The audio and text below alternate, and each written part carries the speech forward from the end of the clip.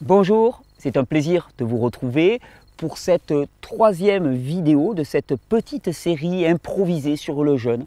À croire que le mois d'avril et de mai sont propices au sujet du jeûne, puisque ça fait quasiment 3 ans que je m'y consacre. C'est le printemps peut-être, mais des vidéos courtes, simples, efficaces, dont je vois que vous êtes très friands et qui sont très plébiscités, et je vous en remercie, qui me concernent moi aussi en premier chef, puisque je me suis lancé dans une pratique du jeûne alterné, un jour, un jour sur deux en jeûne sec. Donc ce sont des questions que je me pose, ce sont des questions que vous vous posez, et on essaye d'y répondre, non pas en se basant sur des opinions, mais en se basant sur la physiologie. On a d'abord abordé la question du jeûne sec. Pourquoi est-ce que le jeûne sec est le plus puissant de toutes les formes de jeûne ? Hors toute opinion, je vous l'ai démontré de façon manifeste. Ensuite, on s'est intéressé à que manger avant et après le jeûne, dans quelle direction on peut orienter notre alimentation en fonction de nos finalités, en fonction de nos objectifs. Aujourd'hui, on va s'intéresser au jeûne et à la prise de masse. A priori, ça paraît un petit peu antagoniste. J'aurais pu mieux le formuler en disant comment on va pouvoir s'appuyer sur le jeûne, utiliser le jeûne, pour optimiser la prise de masse musculaire. Et pour ça, pour parler de ça, il va falloir qu'on s'intéresse vraiment à la physiologie et qu'on voit un petit peu ce qu'il en est réellement quand on parle de jeûne et de prise de masse. Alors, d'habitude, à quoi correspond l'exercice physique? C'est vraiment une application pure de la loi de l'hormèse. Il y a une phase de choc, d'exercice, dans lequel finalement tout le fonctionnement est gouverné par le stress induit par l'effort physique. C'est une phase qu'on dit d'activation du système nerveux sympathique, suivie d'une phase de repos qui est de type anabolique, gouvernée par le système nerveux parasympathique. Dans cette phase de repos, il y a la croissance musculaire, il y a la construction musculaire après la phase de choc. Alors dès le départ, quand on réfléchit alimentation et exercice physique, on sait très bien que la phase sympathique, quand c'est le système nerveux sympathique qui est aux commandes, c'est complètement antagoniste avec les fonctions de digestion et d'assimilation. Donc c'est certainement le pire des moments pour digérer un repas ou l'assimiler. A l'inverse, la phase parasympathique, le repos, est le meilleur moment, c'est le moment où on va avoir le plus de sécrétion digestive, le plus d'assimilation, et donc c'est vraiment certainement le meilleur moment pour s'alimenter. La première règle que je vais essayer de vous édicter et que je vais essayer de vous démontrer, c'est toujours s'entraîner à jeun, absolument à jeun. Et pourquoi? Parce que quand on est en phase de jeûne, eh bien, il y en a un énorme boost de 2 catégories d'hormones principalement. Les catécholamines. Les catécholamines, ce sont les hormones qui sont produites par la partie médulaire, la partie centrale des glandes surrénales, adrénaline et noradrénaline, et les hormones corticostéroïdiennes, c'est-à-dire le cortisol, la testostérone, la progestérone, les oestrogènes, mais nous ce qui nous intéresse c'est surtout le cortisol et la testostérone, ainsi que de l'hormone de croissance. Et ça c'est particulièrement intéressant parce que le cortisol en particulier va aider à mobiliser les réserves graisseuses. Vous savez, on dit généralement que le sport amène à puiser dans nos réserves de graisse parce que dans un premier temps, on va consommer les sucres qui sont circulants dans le sang, ensuite on va taper dans les réserves de glycogène et ensuite, enfin, on va commencer à taper dans les graisses.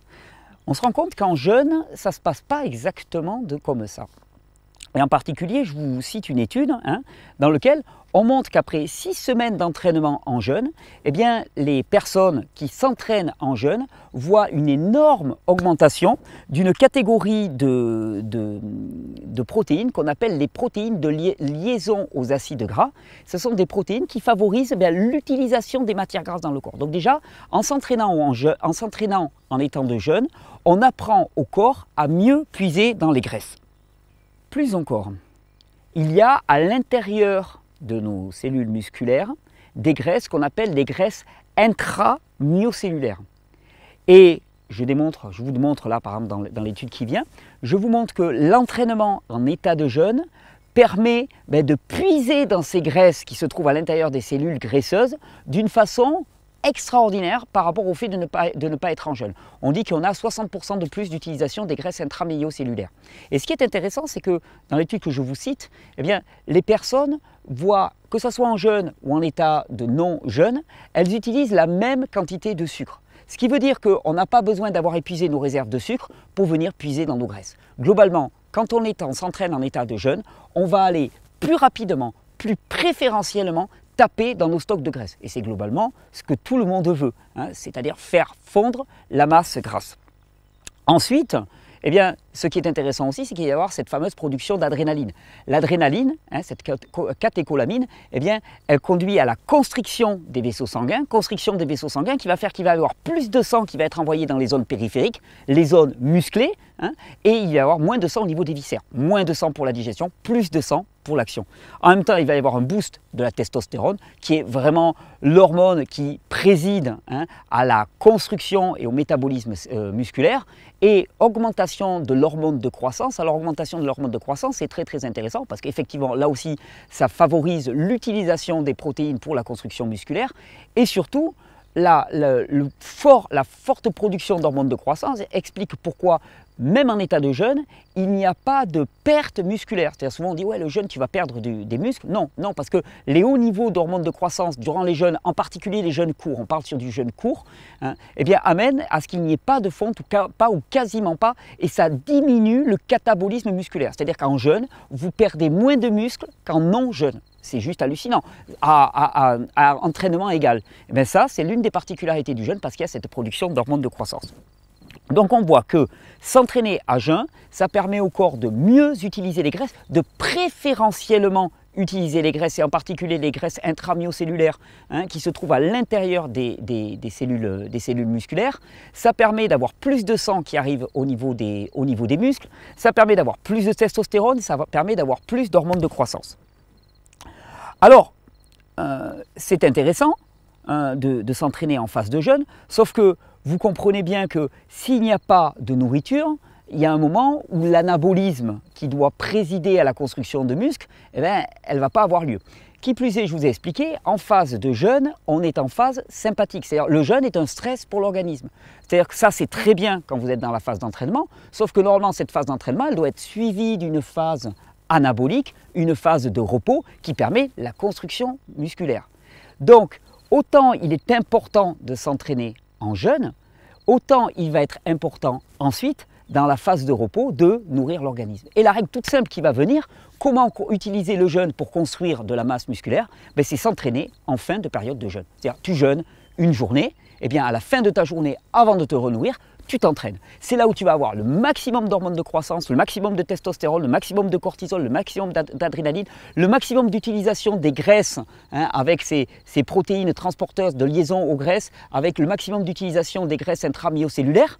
Et ensuite, tu te nourris. Parce qu'il faut bien comprendre que en jeûne, hein, l'insuline dont je vous ai parlé dans la précédente vidéo et le mTOR, hein, qui est une enzyme aussi, sont à leur minimum. Si l'insuline est à son minimum et que le mTOR est à son minimum, il n'y a pas de construction musculaire. Il ne peut pas y avoir d'anabolisme. Hein. On est encore en catabolisme. Il ne peut pas y avoir d'anabolisme. Donc, pour qu'il y ait construction de masse musculaire réelle, il faut qu'il y ait l'insuline qui monte. Et ça tombe bien, parce que quand vous rompez un jeûne, hein, eh bien, pendant tout le temps où vous n'avez pas mangé, on a la sensibilité à l'insuline qui a été fortement augmentée. Au moment où vous allez vous nourrir, eh bien à ce moment-là, il y a une énorme explosion d'insuline dans le corps. Et ça va être une phase anabolique exceptionnelle. Qui plus est, on se rend compte qu'en rupture de jeûne, le facteur mTOR est lui aussi à son maximum. Donc, et ça paraît logique, quand le corps a été privé de nourriture, au moment où on le nourrit, son assimilation, son utilisation des nutriments et son anabolisme est à son maximum. Donc voilà la réponse toute simple. Comment utiliser le jeûne pour construire du muscle? Ben, c'est simplement en utilisant les lois de la physiologie. Tu es en entraînement, tu es en sympathicotomie, tu es gouverné par le système nerveux sympathique, tu es en jeûne. Ça tombe bien parce que le jeûne correspond aussi à une phase de stress et d'activation du système nerveux sympathique. Tu es dans la phase de repos qui est gouvernée par le système parasympathique, tu es en phase de nourrissement. Et comme ça, alors bon, ça s'applique très très bien au jeûne intermittent. Par exemple, le jeûne intermittent est exceptionnel. Tu ne vas pas manger, tu vas faire un repas par jour ou 2 repas par jour. Tu ne manges pas jusqu'à midi, jusqu'à 13h, jusqu'à 18h. Mais tu passes ta séance d'entraînement juste avant de te renourrir. Et comme ça, tu vas profiter des bienfaits du jeûne et des bienfaits du renourrissement. C'est tout simple, mais en s'appuyant sur la physiologie, on voit un peu la différence. Et je vous assure que pour avoir suivi des personnes qui s'entraînaient fortement et avec intensité, ils voient une différence colossale en respectant ces principes-là, toutes simples, qui sont issus de la physiologie humaine. C'est pour ça que je vous dis chaque fois, on essaye de se fonder sur la physiologie humaine pour comprendre comment s'entraîner. Donc la règle, elle est simple, toujours s'entraîner en jeûne, en phase de jeûne, en fin de phase de jeûne, et toujours se nourrir dans la phase de repos. C'est-à-dire, tu t'entraînes, tu tapes, tu t'hydrates et tu te nourris. Tu jeûnes, tu t'entraînes à la fin de la phase de jeûne, tu t'hydrates et tu te nourris. Et là, tu vas avoir le maximum de catabolisme, anabolisme et le maximum de croissance musculaire. J'espère que cette vidéo vous aura été utile. J'espère surtout que vous allez pouvoir le mettre en pratique, quel que soit votre niveau de pratique sportive, parce que vous allez voir une colossale différence. Moi, je sais que je suis un coureur à la base et j'ai pris l'habitude de m'entraîner tous les jours en fin de rupture de jeûne. Donc là, par exemple, quand je suis sur un rythme alterné, eh bien, je fais un entraînement un jour sur deux. Et je m'entraîne juste à la rupture du jeûne, le lendemain de mon jour de jeûne. Au petit matin, je vais courir et juste après, j'ai mon premier repas. Et je peux vous dire qu'en termes d'augmentation de mes performances, je vois une différence conséquente, alors que ça fait juste que quelques semaines que je l'applique. Je vous souhaite une bonne régénération, je vous souhaite de pouvoir appliquer ces principes, quel que soit votre niveau d'exercice physique, parce que tout le monde a à y gagner. Petit clap de fin, donc je vous remercie, j'espère que cette vidéo vous aura été utile. Moi je trouve que ce sont des principes très très simples qui coulent de source et pourtant ça fait du bien de le dire. J'avais quelques... Oui, alors qu'est-ce qui nous attend? Qu'est-ce qui nous attend? Puisque je vois que vous appréciez cette série sur le jeûne, la prochaine vidéo va parler de jeûne et de longévité. Hein, ça va être l'autre pendant. On va voir à quel point le jeûne peut vraiment être une part active dans la recherche d'une plus grande longévité et d'une longévité en meilleur état. Vivre plus vieux et en meilleur état. Ça intéresse tout le monde et je pense que vous allez avoir de sacrées surprises quand vous allez voir ce que je vais vous présenter. Ensuite, on aura une vidéo particulière aussi sur le jeûne et les femmes. Est-ce qu'il y a quelque chose de particulier pour les femmes quand on parle de jeûne? Vous allez voir, il y a quelque chose de particulier qui ne m'avait pas sauté aux yeux dans un premier temps et qui est vraiment intéressant à connaître. Donc pour vous mesdames, ça va être vraiment une vidéo qui sera édifiante. Ensuite, qu'est-ce que j'avais annoncé? Pas grand-chose. Si, comme je vous l'avais dit dans la précédente vidéo, j'ai ouvert un compte Tipeee pour toutes les personnes qui veulent me soutenir avec 1, 2, 5, 10 euros par mois, un petit truc qui lâche pour m'aider à financer toutes ces vidéos, à vous proposer toujours plus de contenu gratuit. Il y a déjà pas mal d'entre vous qui ont souscrit à ce Tipeee et je vous remercie sincèrement, vraiment, moi et toute ma famille et toute l'équipe, on vous remercie sincèrement, ça va me permettre d'acheter du meilleur matériel pour vous faire les lives et qu'on va gagner en qualité vidéo. Hein, et ça, c'est très chouette. Donc, je vous remercie. Et toutes les personnes qui veulent me soutenir, vous pouvez aller voir sous la description de sous la vidéo. Il y a une page de description et il y a ce lien vers le compte Tipeee. Sinon, puisque je parle de live, je vous rappelle le live ce soir, mardi. Enfin, ça dépend quand vous regardez la vidéo. Ce soir, mardi, le live depuis les montagnes, comme je l'appelle. C'est un moment privilégié pour échanger avec vous. La qualité encore ce soir ne sera peut-être pas à son maximum parce que j'ai encore des difficultés avec ma connexion, mais le cœur y sera, les réponses y seront et je pense que ça va vraiment valoir le coup. C'est à 21 h tous les mardis, on va prendre cette habitude-là. Et sinon, qu'est-ce que j'avais à vous annoncer? Oui, toujours pareil. Vous allez sous la description de la vidéo, je vous encourage à aller vous renseigner sur le site des rencontres de la régénération parce que le programme s'étoffe chaque jour, donc ça vaut le coup d'y aller régulièrement pour voir un petit peu comment ça augmente et je serai ravi de vous y retrouver pour des séances d'entraînement, des séances de musculation pour s'entraîner à jeun et après festoyer tous allègrement, des séances de questions-réponses qui vont être aussi des sacrées séances de sport puisqu'on va vraiment se donner le temps chaque jour et puis les conférences, la musique, les échanges, les ateliers, tout azimut. C'est vraiment un moment de construction d'un monde régénéré d'une certaine manière et de poser les bases de tout ça, un moment de rencontre, un moment de partage, un moment où les gens se mettent en relation, vivent ensemble, font ensemble et se réjouissent ensemble. C'est pour moi un moment phare de toute mon année, donc je serai ravi de vous y retrouver. Je vous souhaite une bonne régénération, merci pour vos partages, merci de vous abonner à ces vidéos si vous ne l'avez pas encore fait, et même d'activer la petite cloche, paraît-il qu'il y a une petite cloche, moi je ne l'ai jamais vue, mais peut-être que vous en voyez une, qui vous permet d'être notifié par exemple chaque fois que je lance une vidéo live, et je vous dis à tout bientôt dans la prochaine vidéo ou dans le live de ce soir mardi. Bonne régénération.